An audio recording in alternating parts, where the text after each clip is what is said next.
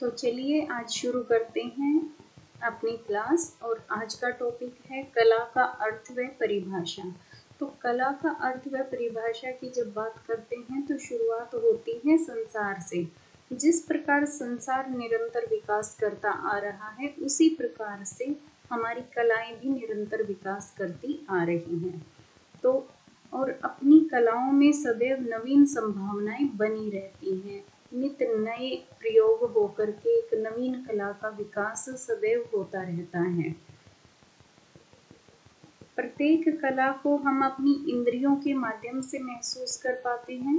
जैसे कोई व्यक्ति मान लीजिए पेंटिंग बना रहा है तो उसे आप कैसे देखेंगे? अपनी आंखों से देखेंगे, यानी कि हमने अपनी कौन सी इंद्री का प्रयोग किया है? आंखों का। तो उसके सौंदर्य को देखने के लिए हमने अपनी आंखों का प्रयोग किया है। जैसे कोई व्यक्ति व्यंजन बनाता है तो उसकी टेस्ट को हम अपनी जीभ से महसूस कर पाते हैं, तो वो भी हमारी एक इंद्रिय है। तो इस प्रकार हम अपनी इंद्रियों का प्रयोग करके जो है कला को महसूस कर पाते हैं।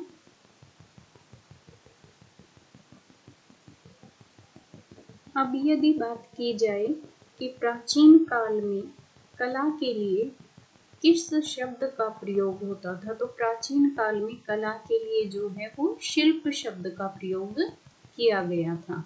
ये इम्पोर्टेंट क्वेश्चन है, तो जो इम्पोर्टेंट रहेगा मैं सिर्फ वही आपको नोट करवा रही हूँ, बाकी हम साथ साथ बताते जाएंगे। आप अपने नोट्स में जो है वो मेंशन करते चले जाएं।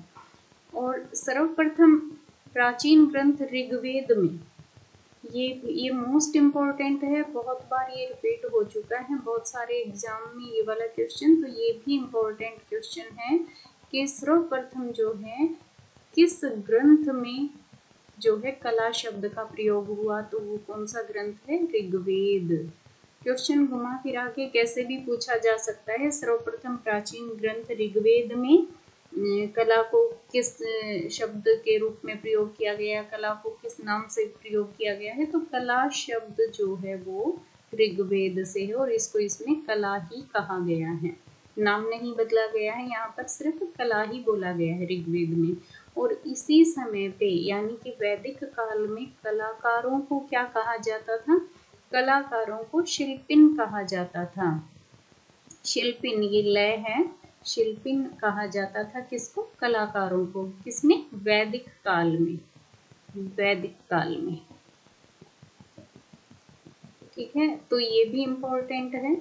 अब बात की जाए कि कला शब्द का यथार्थवादी प्रयोग कब हुआ, तो कला शब्द का यथार्थवादी प्रयोग जो है वो प्रथम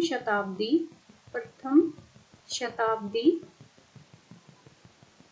ईसवी पूर्व।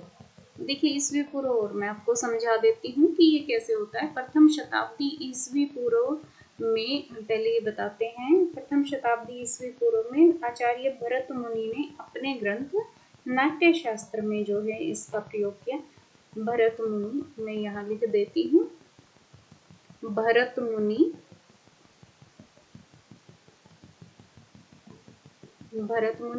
नाट्य शास्त्र।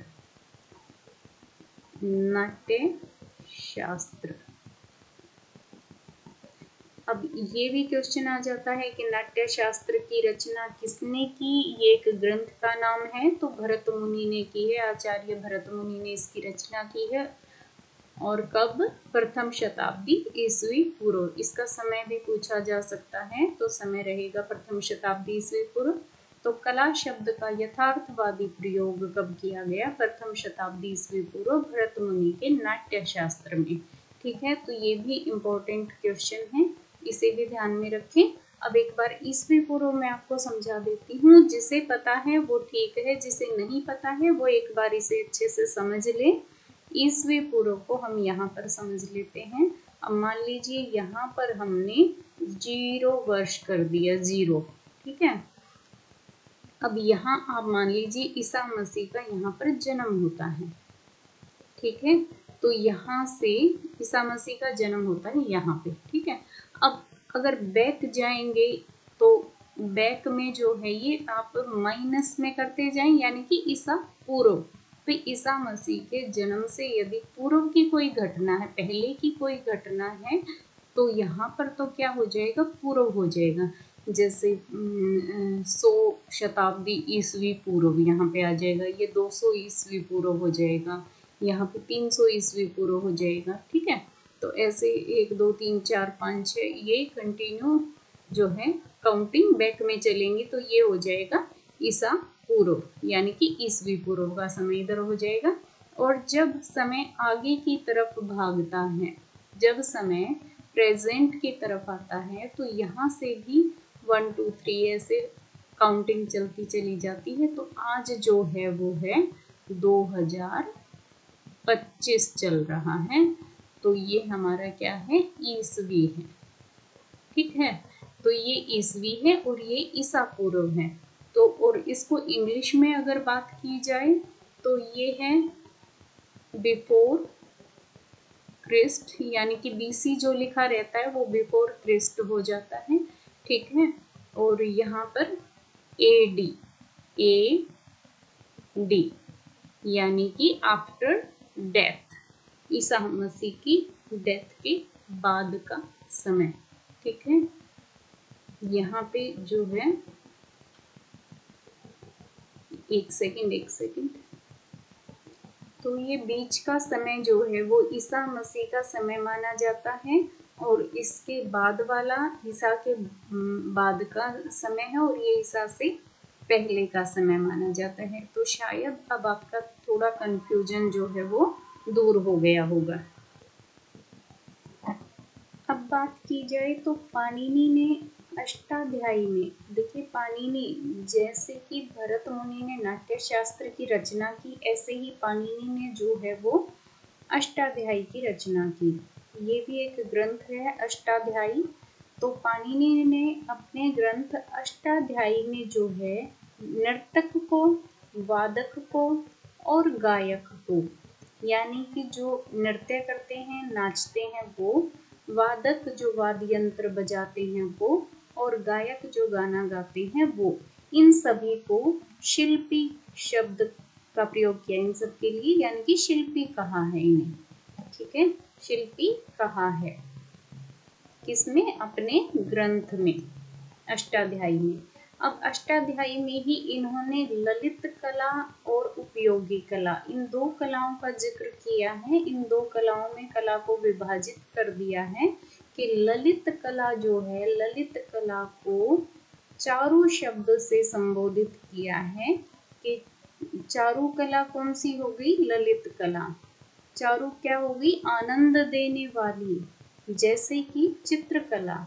भाई चित्रकला जो है उसे देखकर, चित्रकला को देखकर कोई भी व्यक्ति जो है प्रसन्न हो जाता है।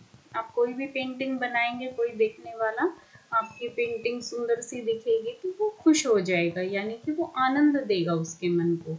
ठीक है, बनाने वाले को भी आनंद की प्राप्ति होगी और देखने वाले को भी। तो ललित कला को चारु शब्द बोला गया है ललित कला के लिए, जो आनंद देने वाली है, और उसमें चित्रकला जो है इसका उदाहरण है। ऐसे ही उपयोगी कला को उन्होंने क्या बोला है, कारू, कारू शब्द का प्रयोग किया है उपयोगी कला के लिए। अब उपयोगी कला क्या होती है, कुछ बच्चों को पता होगा, कुछ को नहीं पता होगा, तो मैं बताती हूँ। जो हमारे डेली यूज की जो चीजें होती हैं, जैसे मान लीजिए कुर्सी होती है, तो कुर्सी इसका एक उदाहरण है कि कारू शब्द का प्रयोग किया गया उपयोगी कला के लिए। और उपयोगी जो घर में हम जो चीजें प्रयोग में लाते हैं, कुर्सी है, टेबल है, ये सारी चीजें जो है वो उपयोगी कला में आ जाती हैं। देखिए अब जो है कामसूत्र, वात्स्यायन ने कामसूत्र की रचना की, और उसमें जो है 64 कलाओं का वर्णन किया गया। और विष्णु धर्मोत्तर पुराण, विष्णु धर्मोत्तर पुराण जो है उसमें मार्कंडेय मुनि ने ये लिखा था, विष्णु धर्मोत्तर पुराण। एक तो आप सारी पुस्तकों के, सारे ग्रंथों के जो भी रचनाकार हैं उन सभी का नाम याद रखेंगे।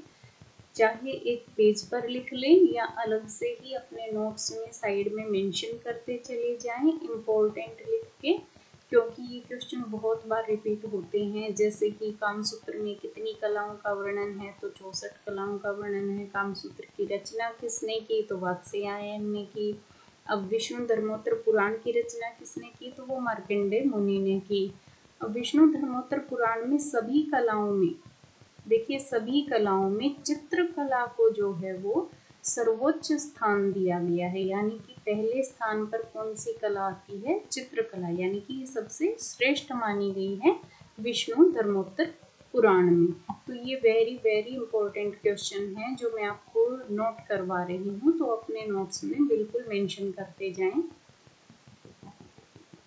अब देखिए, अगर यूरोप की बात की जाए, यदि हम यूरोप की बात करते हैं, यूरोप को ले लीजिए कि यूरोप में जो है कला शब्द को अगर समझें तो यूनान कह लीजिए या ग्रीस कह लीजिए या ग्रीक, मतलब ये एक ही है।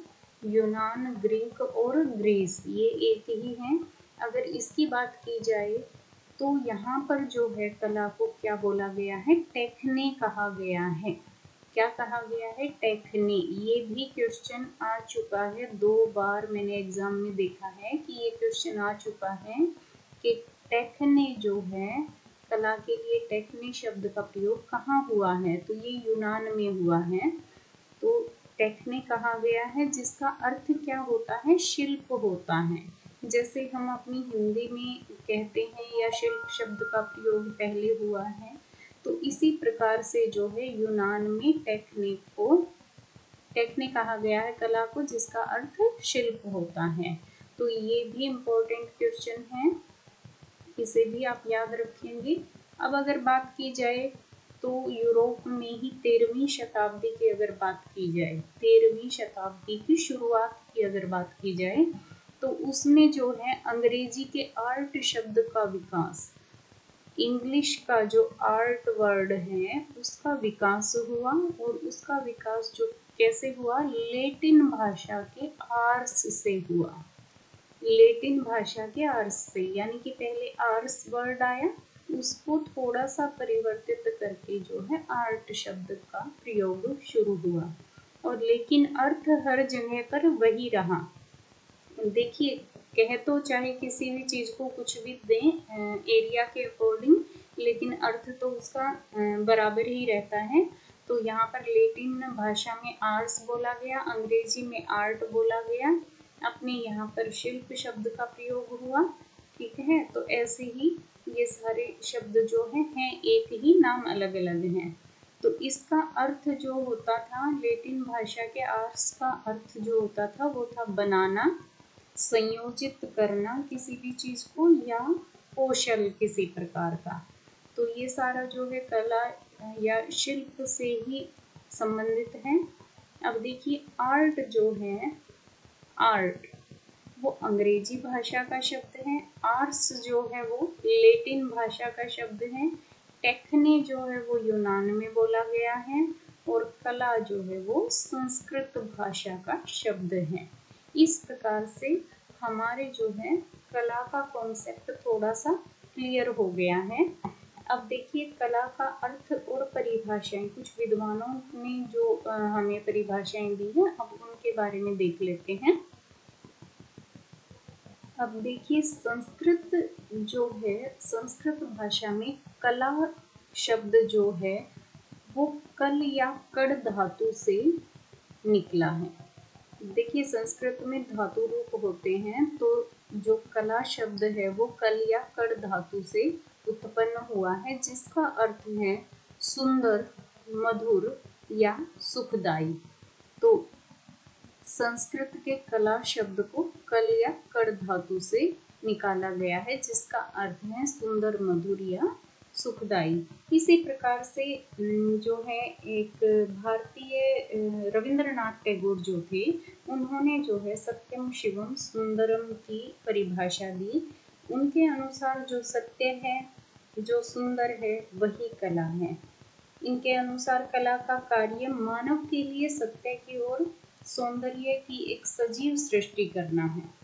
कला बुद्धि तथा मन को आनंदावस्था तक ले जाने का कार्य करती है। भाई जिससे आनंद प्राप्त होगा वही तो कला होगी ना। अब एक विद्वान है इमर्सन, मैं यहाँ पर लिख देती हूँ, इमर्सन नाम के विद्वान हुए हैं। इन्होंने जो है क्या बोला है, प्लेटो ही दर्शन है, दर्शन ही प्लेटो है। ये एक मैंने जो है एक परिभाषा शायद ये नेट के एग्ज़ाम में आई थी, तो मैं यहाँ पर मुझे याद आ गया तो मैं यहाँ पर ये लिख देती हूँ। अब ये सारी परिभाषाएं जैसे हम आगे देखेंगे तो बस ये ऐसे ही याद आ गई तो मैं यहाँ पे लिख देती हूँ कि प्लेटो ही दर्शन है। अब आप सोच रहे होंगे बात कहाँ चल रही थी और क्या आ गई है, लेकिन ये क्वेश्चन जो है मेरे ध्यान में आ गया तो यहाँ पर जो है मैं उसे लिख देती हूँ। तो आप लोग जो है इसे भी नोट कर लेना, इम्पोर्टेंट है ये, ठीक है। तो बस ऐसे ही जनरली प्लेटो ही दर्शन है और दर्शन ही प्लेटो है। ये किसने बोला है, इमर्सन ने बोला है। कभी भी अगर आ जाए किसी परिभाषा में तो ये याद कर लीजिएगा। अब चलिए आगे बात करते हैं, प्लेटो की ही बात करते हैं। यहाँ पे प्लेटो स्टार्ट करना था इसलिए थोड़ा सा प्लेटो के नाम से याद आ गया था। तो प्लेटो ने कुछ परिभाषाएं दी हैं। प्लेटो ने क्या कहा है भाई, कला सत्य की अनुकृति है। यहाँ पर लिख लीजिए आप, कला जो है वो कला सत्य की अनुकृति है, सत्य की अनुकृति है। कुछ परिभाषाएं आप नोट कर लीजिए जो बहुत बहुत इम्पोर्टेंट हैं, थोड़ा सा मैं बता देती हूँ आपको। प्लेटो ने कहा है कला सत्य की अनुकृति है। अनुकृति का अर्थ होता है नकल। अनुकृति का क्या अर्थ होता है, नकल होता है। अब देखिए नकल करना कितनी अच्छी बात है, कितनी बुरी बात है, ये आप सबको पता है। तो अनुकृति क्या होता है, नकल होता है। तो प्लेटो ने क्या माना है कि कला सत्य की अनुकृति है। कला सत्य की अनुकृति है, यानी कि प्रकृति में मान लीजिए पेड़ बना हुआ है, ठीक है, पेड़ बना हुआ है तो कलाकार ने क्या किया, इसी को जो है दोबारा से अपनी पेंटिंग में ऐसे बना दिया, यानी कि कला सत्य की अनुकृति की क्या हो गई, अनुकृति, यानी कि इसकी नकल की नकल हो गई, ठीक है। तो कला सत्य की अनुकृति है, कला सत्य की अनुकृति है। नकल बुरी चीज है, सभी कलाएं नकल करती हैं इसलिए सभी कलाएं बुरी हैं।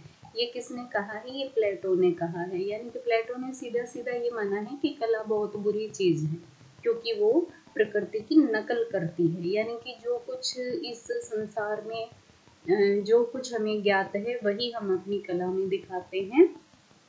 तो प्लेटो जो है उस चीज को दिखाना गलत मानते हैं और ये जो है कला को सही नहीं मानते हैं। तो आप इस चीज को मतलब चाहे कैसे भी घुमा फिरा के बात को कह दिया जाए तो इस तरीके से आप प्लेटो की जो डेफिनेशन है उनको याद रख सकते हैं कि कला की अगर कोई अनुकृति की बात करता है, नकल की, तो वो जो है प्लेटो है और वहाँ पे जो ऑप्शन में राइट होगा वो प्लेटो होगा। अब देखिए अरस्तु ने क्या कहा है, कला अनुकरण है।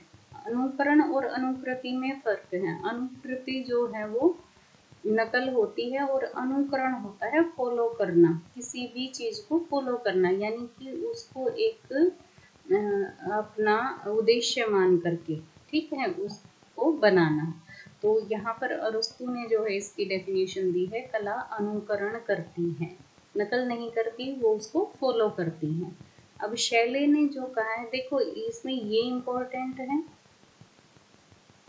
अरस्तु और प्लेटो, बच्चे इसी में कंफ्यूज होते हैं। तो यहाँ पर इसीलिए मैंने बोला है कि अगर नकल की बात आए तो हमेशा प्लेटो की बात आएगी, ठीक है, और अगर फॉलो की बात आएगी तो अरस्तु की बात आएगी। तो इसमें कंफ्यूज होने की जरूरत नहीं है। तो प्लेटो और अरस्तु जो है वो इम्पोर्टेंट हैं ये दोनों। बाकी हम वैसे देख लेते हैं, जो जो इम्पोर्टेंट होगा मैं साथ साथ बताती जाऊंगी। शैले ने क्या बोला है, कल्पनाओं की अभिव्यक्ति कला है। यानी कि इंसान जो भी कल्पनाएं करता है उन्हीं को वो प्रेजेंट करता है, तो कल्पनाओं की अभिव्यक्ति क्या होगी? कला होगी। अब क्रोचे ने क्या बोला है कि कला बाह्य भावों की अभिव्यक्ति है। जो कुछ भी हम बाहरी रूप से अनुभव में लाते हैं, जो अनुभव करते हैं, उसी को हम अपनी कला में अभिव्यक्त करते हैं। तो इम्पोर्टेंट इसमें प्लेटो और अरस्तु हैं। अब आगे और कुछ विद्वानों का देख लेते हैं। ये इम्पोर्टेंट है हेगल वाला। देखिए हेगल वाला इम्पोर्टेंट है, ये जितने भी मैंने लिखवाए हैं ये इम्पोर्टेंट हैं। हेगल ने क्या बोला है कि कला आदि भौतिक सत्य को व्यक्त करने का माध्यम है। यहाँ पर आदि भौतिक से अभिप्राय है ईश्वर से। इस ईश्वर कह सकते हैं आप कि कला ईश्वर, ईश्वर शब्द यहाँ पर यूज कर सकते हैं आप, लेकिन डेफिनेशन में जो है अधिभौतिक सत्य है, तो इसे ऐसे ही हम याद करेंगे कि कला आदि भौतिक सत्य को व्यक्त करने का माध्यम, यानी कि ईश्वर को व्यक्त करने का माध्यम है। तो ये किसने बोला है? हेगल ने बोला है। अब देखिए रविंद्रनाथ टैगोर की अगर बात करें तो रविंद्रनाथ टैगोर ने, मैंने आपको पहले भी बताया था कि सत्यम शिवम सुंदरम, तो ये ध्यान में आते ही आपको रविंद्रनाथ टैगोर का नाम याद आ जाना चाहिए। कला में मनुष्य अपनी अभिव्यक्ति करता है, यानी कि जो सत्य है, जो सुंदर है, वही कला है। ये किसने बोला है? रविंद्रनाथ टैगोर ने।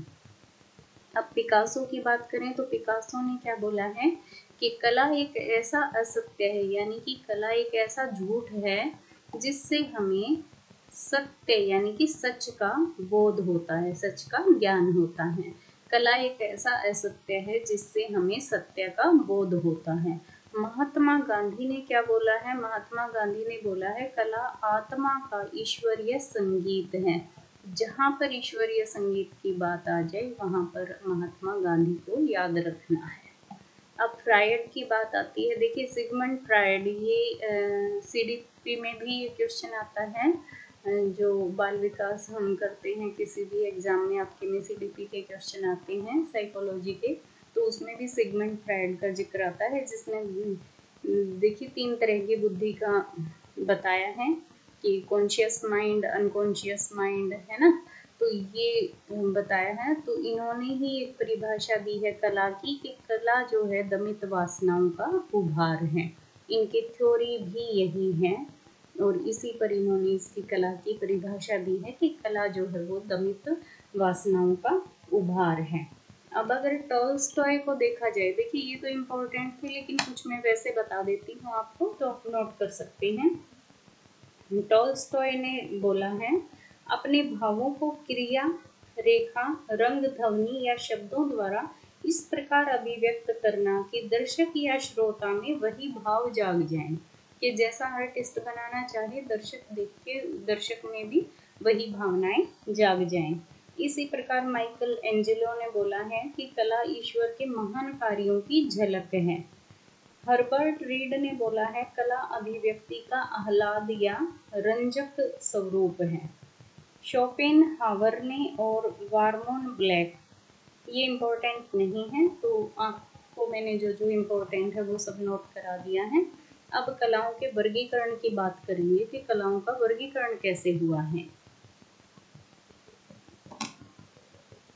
कलाओं का वर्गीकरण की अगर बात की जाए तो कलाओं का जो वर्गीकरण है, अगर कलात्मक दृष्टि से अगर उसे देखा जाए, कलात्मक दृष्टि से अगर देखा जाए तो सौंदर्यात्मक, नैतिक और उपयोगी, ये 3 तरह की कलाएं हैं कलात्मक कार्यों की दृष्टि से। तो सौंदर्यात्मक लक्ष्य से संबंधित कार्य होता है जिसमें ललित कलाएं आ जाती हैं। नैतिक कार्य होता है आचरण कला, आर्ट ऑफ कंडक्ट। और उपयोगी कला जो होती है वो उदार कला होती है, यानी कि क्राफ्ट आ जाता है इसमें, और इसे लिबरल भी बोला जाता है, लिबरल भी बोला जाता है इसे। तो कलात्मक दृष्टि से ये 3 हो गई। सौंदर्य जो दिखाएगी वो ललित कला है, नैतिकता जो दिखाएगी वो आचरण कला है, उपयोगिता जो दिखाएगी वो क्राफ्ट में आ जाता है। यदि सामाजिक संदर्भ में अगर देखा जाए तो 3 धारणाएं हैं कला की। एक ललित कला जो है वो उच्च वर्ग के लिए है, भाई इसमें बहुत कॉस्ट आती है, पैसा खर्च होता है, तो ये उच्च वर्ग के लिए आ गई। ये सिर्फ मनोरंजन के लिए है और सौंदर्य के लिए है, ठीक है। फिर लोक कला आती है, वो निम्न वर्ग के लिए होती है, और पॉपुलर जो कला होती है वो मध्य वर्ग के लिए है। देखिए, प्राचीन भारत में प्रकृति को कला से पृथक करने के लिए, यानी कि प्रकृति को कला से अलग करने के लिए, प्रकृति को तो देव शिल्प में काउंट किया गया, क्योंकि ये देवताओं द्वारा बनाई गई है, भगवान द्वारा बनाई गई है, और इसी को ब्रह्मांडीय कला भी बोलते हैं और कॉस्मिक आर्ट भी बोलते हैं। इसे कॉस्मिक आर्ट भी बोलते हैं, कॉस्मिक, ठीक है। और जो मानव द्वारा निर्मित है उसे मानव शिल्प बोला गया है।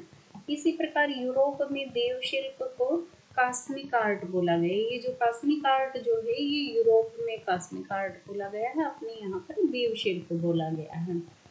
लेकिन भविष्य में केवल मानवीय प्रयास द्वारा बनाई गई कलाकृतियों को ही कला की श्रेणी में रखा गया, जो वर्तमान तक जारी हैं।